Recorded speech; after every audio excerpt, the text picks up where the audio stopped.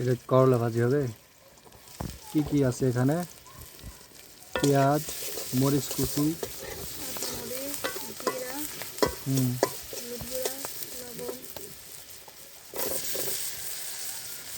এগুলো হচ্ছে করলার আলু।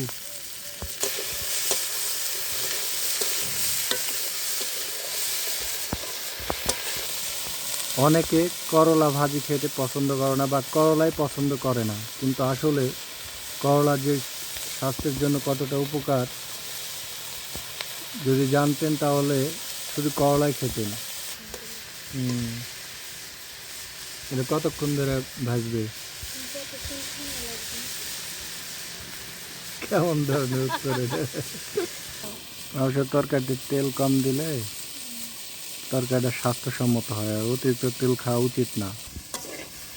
মাটির চুলায় একদম গ্রামীণ পরিবেশে রান্না হচ্ছে। বাহ, কি সুন্দর কালার চলে এসছে। প্রায় হয়েই গেছে করলা ভাজি। করলা ভাজি কার কেমন লাগে জানি না, তবে আমার প্রচুর ভালো লাগে, আমার অনেক টেস্ট লাগে খাইতে। আর লাইক করলা ভাজি।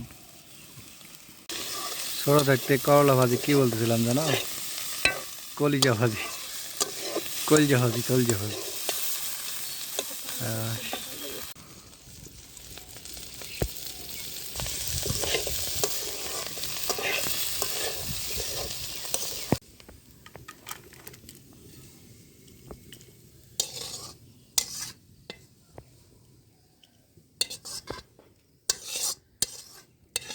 তৈরি হয়ে গেছে আমাদের করলা ভাজি।